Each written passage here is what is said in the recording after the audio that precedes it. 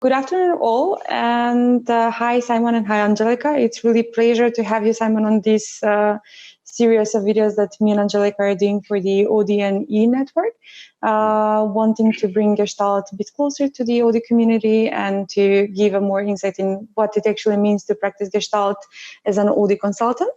I'm going to do a brief intro for you so that people know who you are, and if you want to add something, please feel free to do so.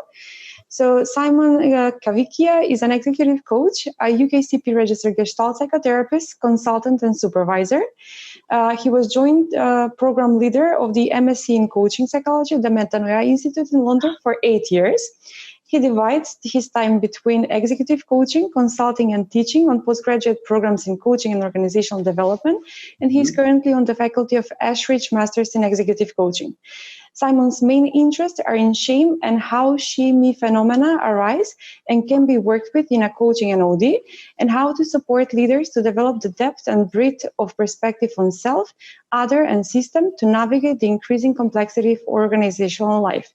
And this is not all. You're also the co-author of the Theory and Practice of Relational Coaching, a book that was published last year. I hope that I have had everything said correctly. If there is something that you would like to add, please do so. No, that's wonderful. I recognize myself in what you've said, so that's a good sign. Just one thing, the book was actually published in 2018. Yeah, just a year before this. Thank you for doing the correction in what was the year. And we can start, I guess, with the questions and the brief sharing that the three of us are going to have. And we're going to start with the book. So you co-authored the Theory and Practice of Relational Coaching together with Maria Gilbert in 2018. What drove you to write this book in the first place? What was the motivation behind it? I think I had been working as a consultant and as a coach for many years, and I think I started writing the book when the program at Metanoia was in its 5th year, and so I'd really been learning a lot about my own practice and been reflecting on my practice, and then learning a lot about teaching about a Gestalt and relational orientation to coaching and OD. And partly I started writing materials for the program, for the students who were enrolled in the coaching program. And then it just occurred to me that it would be quite interesting to consolidate all of that learning into a book. And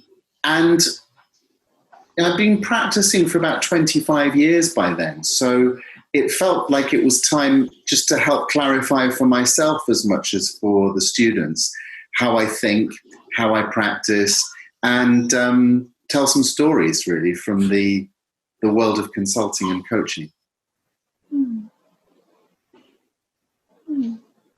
Yeah, the interesting history and background on how the book became to be, and I think the book is even more relevant today than it was when you published it. It opens with setting the scene in challenging time, uncertainty, paradox, and complexity. And since VUCA has become a very common household name the past 6 months, your book sits in the social constructionism paradigm, which you talk about. Could you link it with how supportive is the Gestalt approach for you, working in VUCA conditions? Yes, of course. So when I started writing the book, it was more of an exercise in consolidation of how I found myself thinking, and I had experienced some of the ideas that I had taken from Gestalt and at times modified slightly, integrated with other perspectives.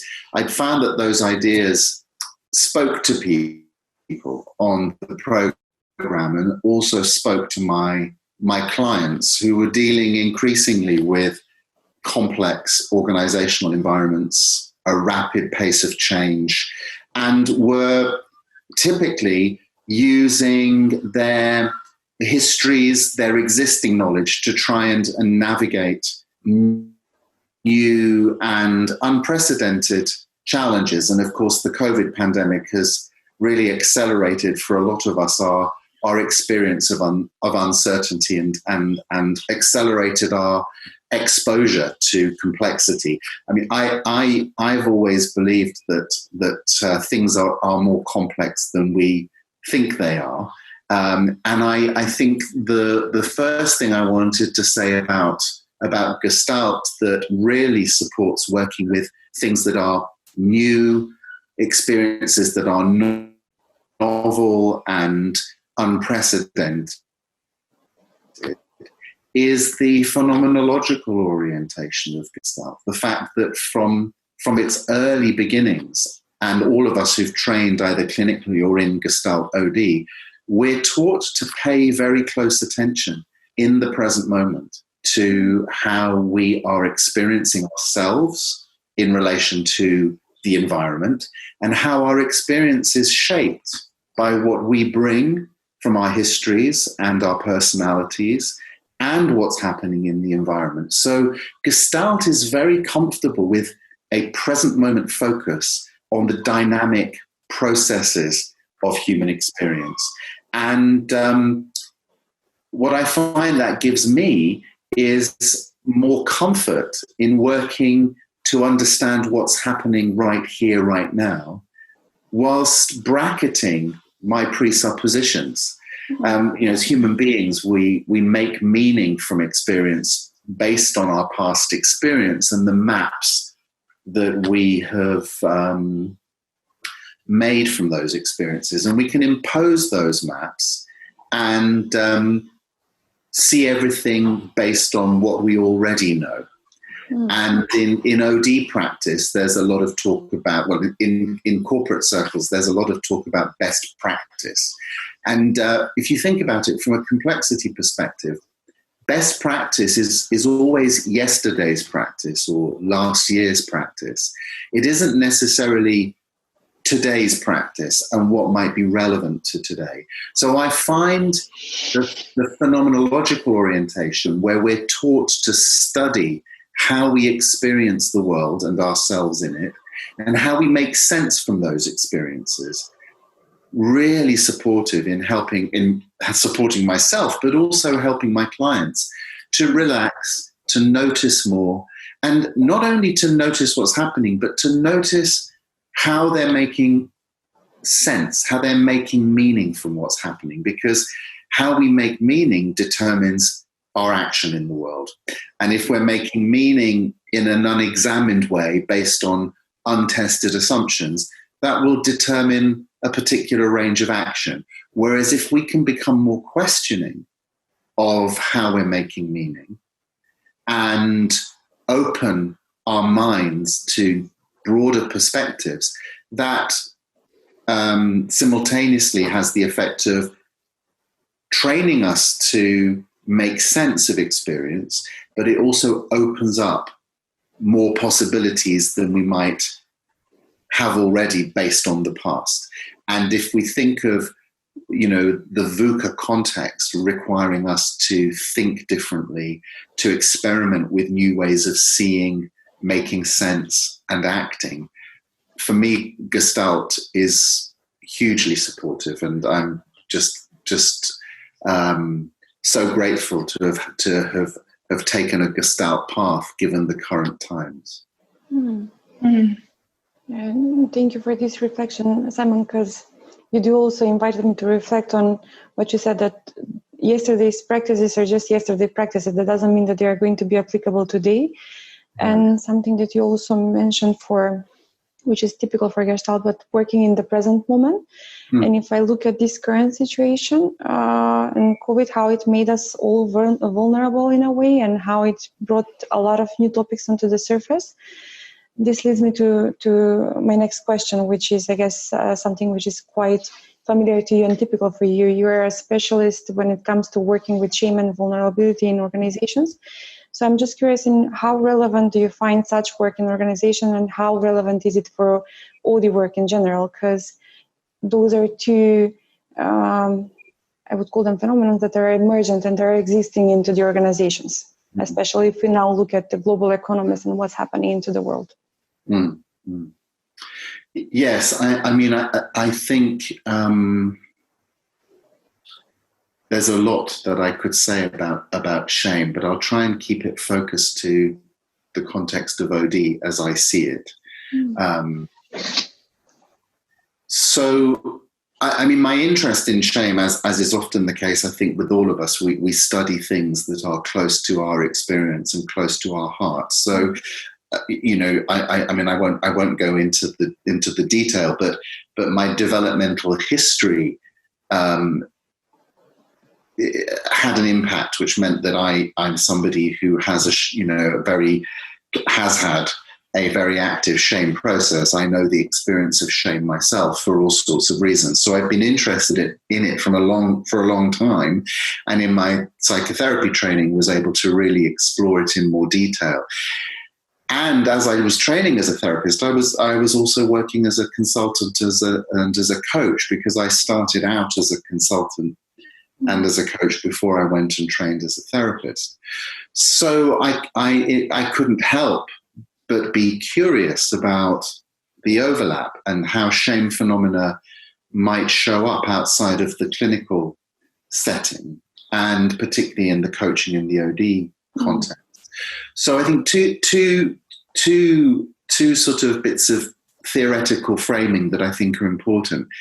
From a Gestalt perspective, we tend to conceptualize the experience of shame as being very closely connected to the quality and to the experience of environmental support. If I find myself in an environment where I feel accurately seen and met and welcome, and where people are interested in me as a unique individual, and as much of me and my unique experience has a place, then I'm likely to feel supported. If, on the other hand, I am in an environment which is very critical, hostile, where aspects of my own identity that are core to who I take myself to be are not welcome or supported, then I'm prone to experiencing shame. If we think of shame as the emotion, a form of anxiety that alerts us to, how safe am I here? Am I welcome here? Do I belong here? So it's very connected with our social engagement processes.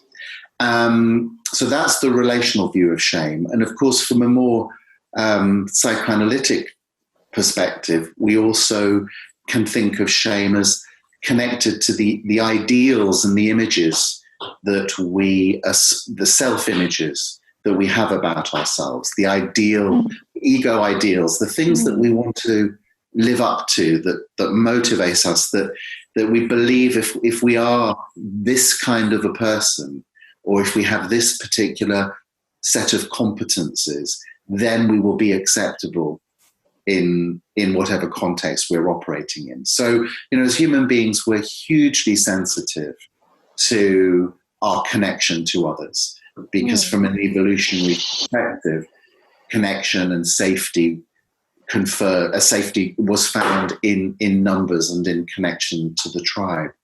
So in the context of OD, if we take the environmental support perspective, the particular culture of an organization and how supportive or not it is, how inclusive or not it is, how much psychological safety exists in that culture where people feel able to be more fully themselves at work and speak more of their own deeper truths. The more that's in place, the less likely people are to feel shame. And one of the benefits of that is people can speak their mind. People aren't so worried about getting things wrong, so they can share their perspectives on a problem and on a situation without having to be right. And in the VUCA context, that climate of allowing and of permission for people to be more fully themselves really unlocks potential, because we know that there aren't any easy solutions to many of the problems we face in corporate and on a global scale. Organizations, culturally, and this is a social phenomenon as well, have all sorts of ideas about what it means to be a good corporate citizen.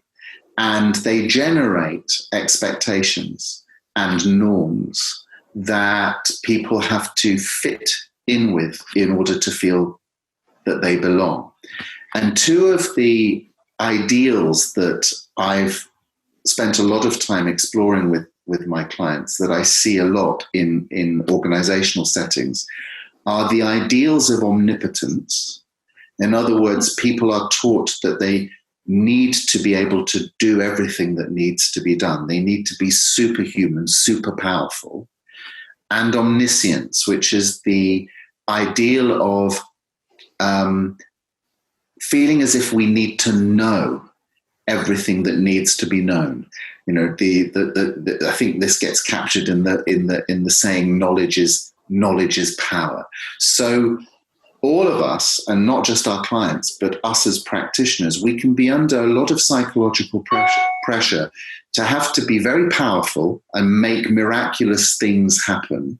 So I spoke a little bit about ego ideals, which can contribute to the levels and the quality of environmental support.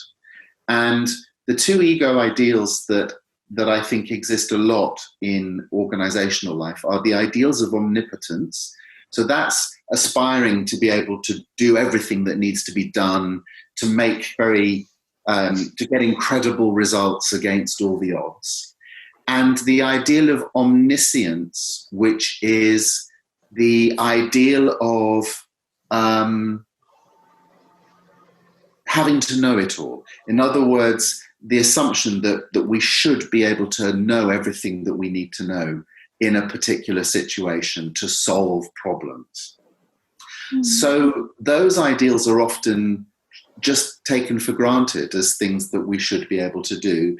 Sometimes they are externally supported culturally. So, you know, leaders get a lot of praise and a lot of glory for doing extraordinary things, for turning a business around, which aren't bad things. But often what gets missed is the amount of personal cost involved and the cost to people's mental health and well-being, as well as physical health and relationships at home and with family. So our clients and us as consultants and as practitioners can be under huge psychological pressure to have to be incredibly powerful to make things happen. Clients expect that of themselves and of us, and to know everything. And because ideals are, by their very nature, impossible to achieve, we can never do everything, because reality is more complicated than that. Freud spoke about the reality principle, that there's a reality outside of our minds that is much more nuanced and complex. In our minds, we can be omnipotent, we can imagine anything, but reality is where imagination meets the world outside of our heads. And that's really, I think, the space that OD operates in.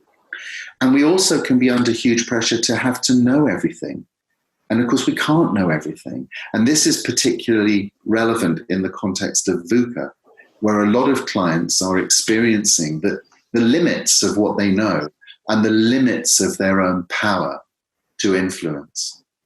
And if we think of shame as the experience we have when we fail to live up to those ego ideals, then it's very obvious to me that the potential for shame is has always been there in corporate life, but might even increase in light of the uncertainty that a lot of organizations and our clients are facing. I mean, Brené Brown gives a lovely description of shame that captures really much more eloquently everything that I've been saying, which is shame is the experience we have when something I have done or something I have failed to do makes me unworthy of human connection. So it's a very profound human experience. And I see it a lot. And I don't think it's just because I'm interested in it. I do think my experience is that it is increasing in the client groups that I'm working with. As you were speaking, it gave me a lot of food for thought about shame and politics, and how different it might be than shame in organizations. I was just reflecting on it, and how sometimes we as people who want to be led, some people value shameless individuals because they do things. And I have in mind the current political situation. I mean, so yeah. I'll leave it for another conversation, but that's where I am. I think you're right. I think there's a lot that we can observe in the political sphere. And the thing about shamelessness, as I think about it these days, is that actually shamelessness is often a defense against much deeper, overwhelming feelings of shame.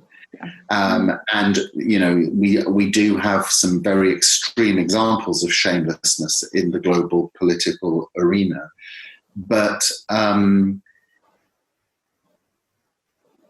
and this is, you know, one of the ways in which shame can get activated and show up when coaching. If you have a very senior leader who has incredible expectations projected onto him and her from the organization, and the organization might also be in crisis, and people are looking to the leader to be omnipotent and omniscient, to know everything and be able to save everybody from their anxiety. Unless a leader can really pay attention to the emotional impact of those projections, they are at risk of defending against those feelings of overwhelm by trying harder to be more and more omnipotent without really reflecting on the choices that they're making and whether they are fit for purpose. And then when things go, in inverted commas, wrong, not being able to acknowledge ordinary human limitation. And that's partly because, you know, we can all be a bit narcissistic and defend against our vulnerability, but it's partly also because of the weight of expectation on our leaders. Yeah. And on the subject of shame, if we go smoothly to the next question, could you tell us something more about, you've started about the psychology behind the shame binds? And how relevant is the Gestalt approach to exploring those? Yeah. So one way to think of a shame bind in the OD context is if you've got a culture that requires people to be superhuman and to know it all in order to be valued and to be safe and to feel that their jobs are secure. Any time one of those individuals experience the inevitability of uncertainty, of complexity, of not knowing, they're at risk of feeling ashamed. And they're likely, therefore, to one of the consequences of not being supported to be ordinary, to ask questions, to have permission not to know, so that we can then work things out together. If there isn't support in the environment for that, then one of the binds that we get into is that we retreat from contact in a Gestalt sense. We retreat from being more fully present to ourselves and to other people. We can't ask the naive question in case somebody thinks we're stupid, because stupid isn't allowed, given the omnipotent fantasy and the fantasy of omniscience, of having to know it all. It's harder for individuals in organizations to say what's on their minds, even if, particularly when they're just thinking something through or working something out, because the pursuit of omniscience requires that people come out with the right answer or a very intelligent and data-supported response to something. Whereas in the messiness of the VUCA world, what we actually need is to relax more into noticing whatever is going on for us in our context and be able to speak more and more of our innermost thoughts and feelings without feeling that we're at risk of being shamed or rejected. Because that's the only way we can start to understand the complex environments that we're in and make sense of them together and strategize together. So because Gestalt has lots of ways of thinking about change, and particularly the importance of balancing support with challenge, I think it offers wonderful ways and perspectives for working with shame, and particularly shame in the VUCA context. So our phenomenological foundations teach us how to really study with our clients the total situation that they're in. So their feelings, their thoughts, the external environment, their dynamics with one another. The paradoxical theory of change, where we believe that actually change happens naturally and organically when we stop trying to control or we stop trying to get somewhere and just relax into studying more and more of what is actually going on to make sense of it, then change will happen. That again can be a wonderful relief to think about change like that, rather than the more individualistic ideas of change being led by an omnipotent, omniscient leader who has all the answers. Nobody has the answers in the VUCA world. The answers are there to be discovered in collaboration. So that's another lens that I think Gestalt offers, particularly for working with shame, and our sensitivity as OD practitioners to reading the field conditions and paying attention to support.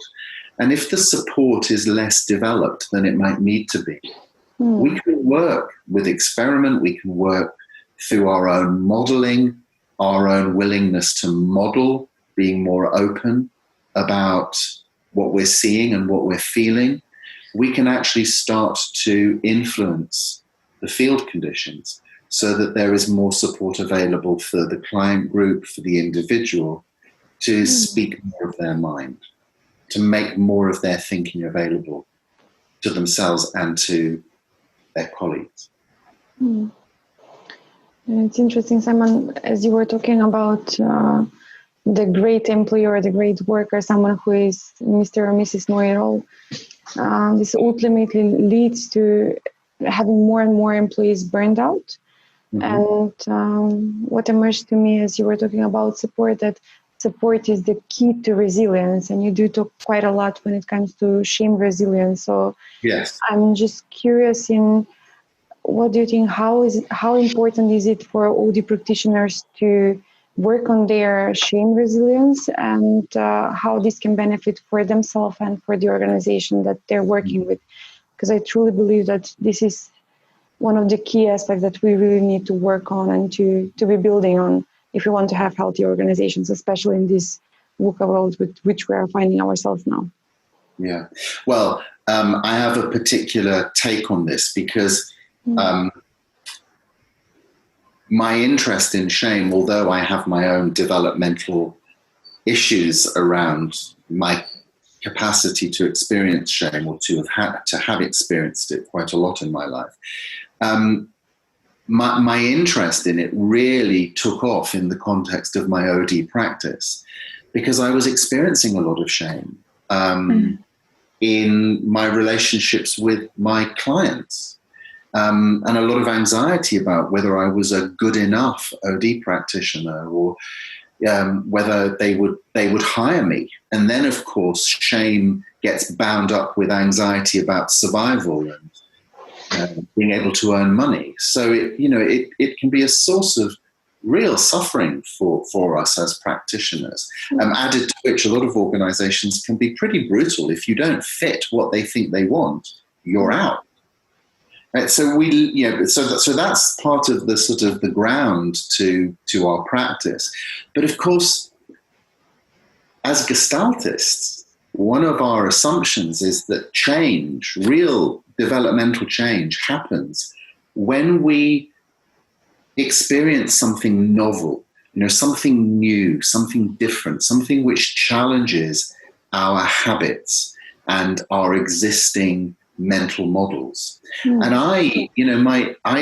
my training in OD was in a program that was at the University of Surrey many years ago, that Paul Barber, who's another well-known Gestalt writer and teacher, was involved with.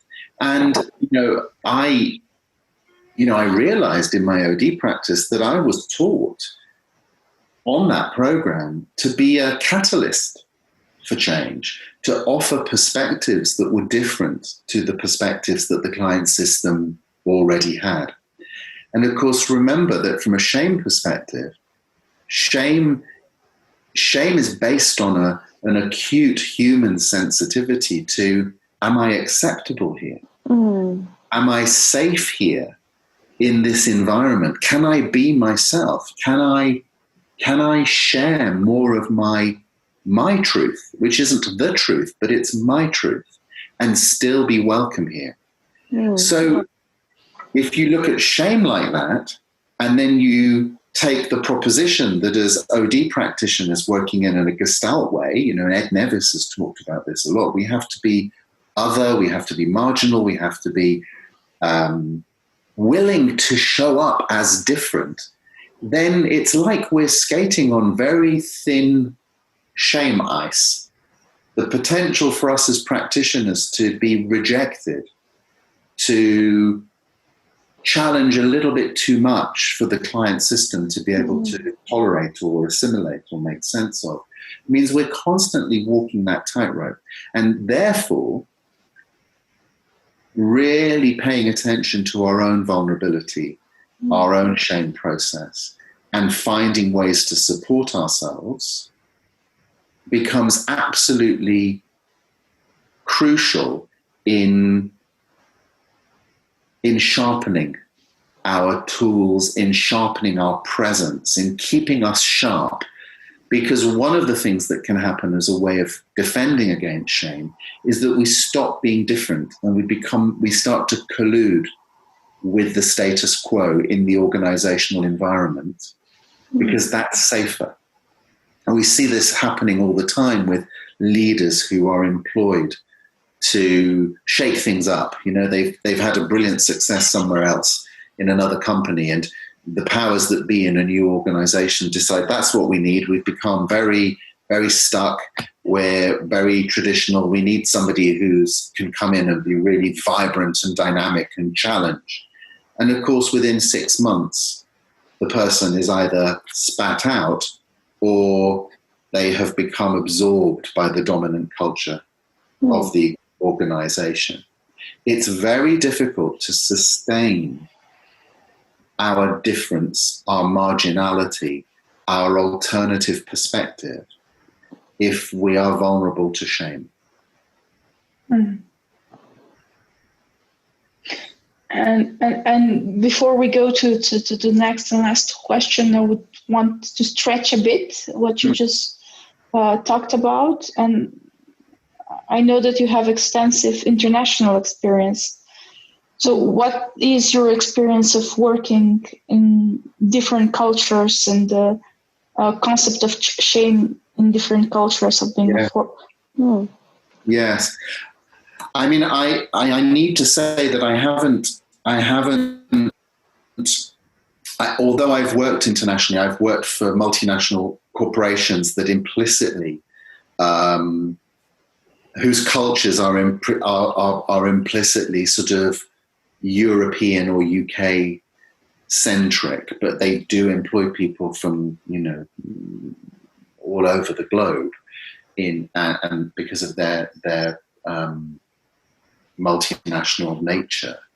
I think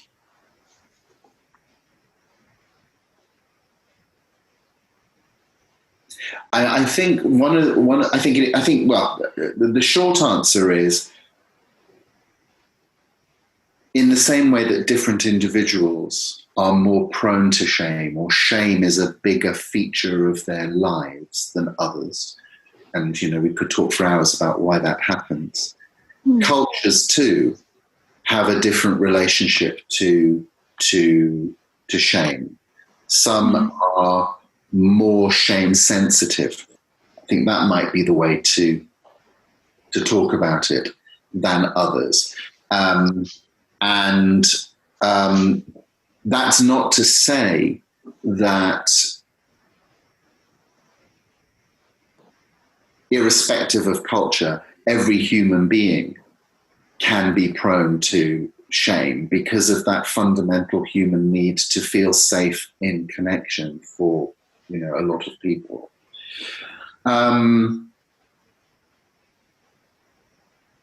I think this is a huge generalization, but it serves a purpose. I think some Far Eastern cultures are more sensitive to shame, and interestingly, cultures that have more of a collective orientation than an individualistic orientation or individualist paradigm at the heart of their culture, have more sensitivity, more visible to shame. There's a lot of shame sensitivity in cultures, particularly in the West and in Europe, in my experience. A lot of shame phenomena are hidden. People are very good at hiding their vulnerability. And that is also true in other cultures that might be more shame sensitive. But I think for OD practitioners, it is so important to, and this is where Gestalt is a great source of support, to really be using our capacity to sense at an embodied level in a group or with an individual where their exposure boundaries might be, because that's another way of conceptualizing shame. It operates at the boundary whereby I reveal more of myself to you. So it's very bound up also with the quality of contact between people.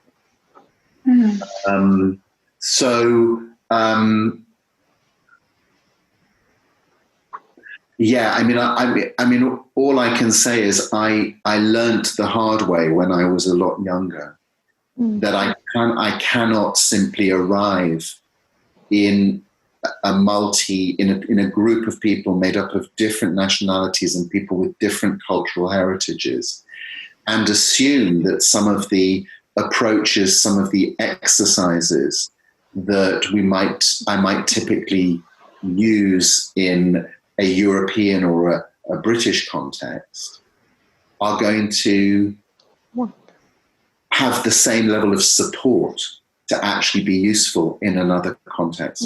Some cultures are very, very private. There's a lot of shame around talking about emotions. Other cultures have more support for talking about emotions. Some cultures have a lot of shame around ideas about being honorable and doing the right thing. So any apparent lack of honor or getting something wrong is experienced as much more painful and wounding than other cultures where there's more permission for play and experimentation. So yes, it's so. I mean, the things I've learned really are: don't assume anything, and really keep monitoring the level of support for any kind of intervention or experiment, which is actually basic Gestalt practice in terms of what we call the safe emergency. You know, that change is always an emergency. Something emerges and it feels unsettling emergency. And therefore, we need to be paying attention to how much safety and psychological support is there in this system to be experimenting in this way. And if not, we can grade our interventions to take into consideration those levels of anxiety. Hence the importance of following what's happening to me in the here and now, what's happening to the other in the situation. Yeah, absolutely. Absolutely. And we arrived almost at the end of our time together. You give quite a lot of examples in your book, and we're asking all the speakers about anecdotes of working with Gestalt in the organizations. Could you tell us one? Share with us? Yes. I mean, I think the one that came to mind when I saw the questions, which in a way captures a lot of what we've been talking about with shame as well, but where my Gestalt understanding of field theory really, really helped, was I was asked to come in to work with a leadership pair, a senior leader and the number two in an organization where what was perceived was that the relationship between them had completely broken down and they couldn't cooperate, and there was a lot of suspicion and mistrust between them, and things had become very personal and attacking, and it was very, very dysfunctional. And I was asked by the head of HR, and I have permission from all the parties to tell this story. I was asked by the head of HR to come in and see if I could work with them, and to try to understand what was going on. And at the very first meeting, I was introduced, and just very much as a chemistry meeting to see if it might be possible. And I sat down, and even before I had introduced myself, they started shouting at each other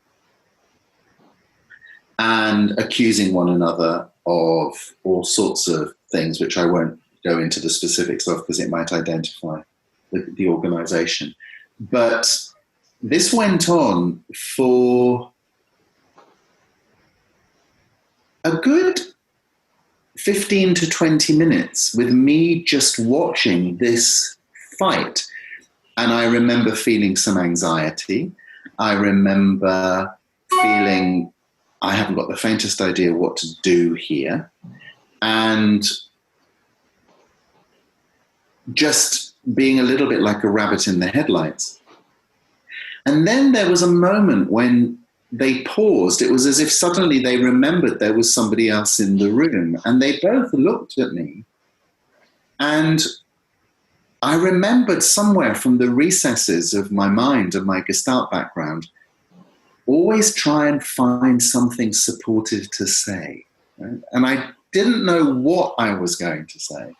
But what came out of my mouth was I said, well, if we do work together, you certainly are not going to have any trouble telling each other what you think. And that relaxed something in the field, because I think part of their expectation was that I would be critical or judging and potentially shaming, because they didn't really know what was going on. So that was the first good use of Gestalt, is where is the support? There isn't any support. Try and introduce some support. And then it was a long piece of work. It became apparent that the HR manager thought they needed coaching individually and as a pair. And it was very clear to me that neither of them wanted coaching because they were convinced that everything was the other person's fault. So rather than push and impose that, I started thinking what might be useful here. And this is where field theory really came into its own, because from a field theoretical perspective,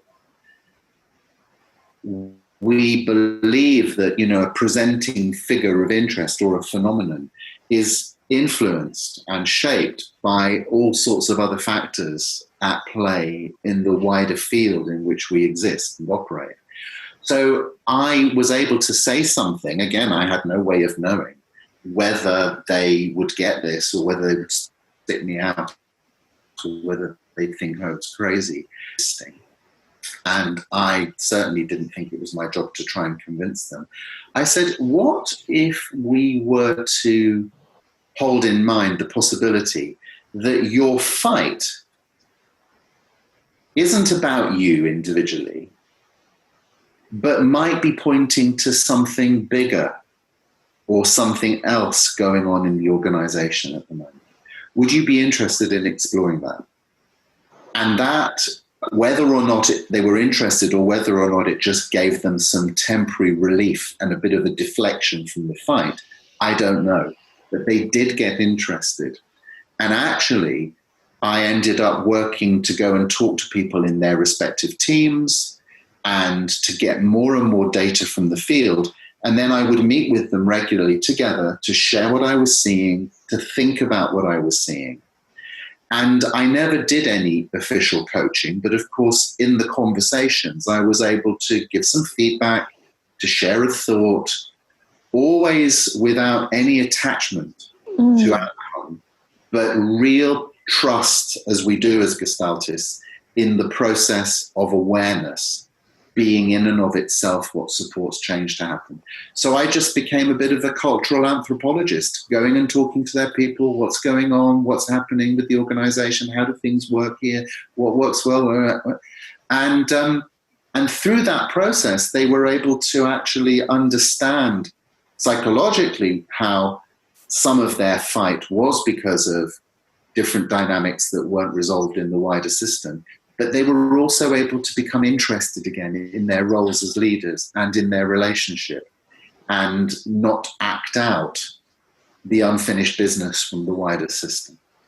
So I hope that helps. And of course, shame was in the air as well. That's why they didn't want coaching, because they were blaming and shaming, and they thought coaching was remedial, and that's what people who were dysfunctional needed. And so we didn't call it coaching. We didn't call it anything. We just called it conversation, and it changed things. Thank you. It's a really, really good story. It illustrates the breadth and depth of the usage of Gestalt practice. Good. I'm glad. Which is really great. Yeah. Good. Yes, we are at the end of the interview, so thank you very much, Simon, for your time today. You're very welcome, and all the best with the other interviews and your work. Thank you. It was a pleasure spending this hour with you, and I believe that all our viewers are going to enjoy the conversation that we had with you, because it was a pleasure.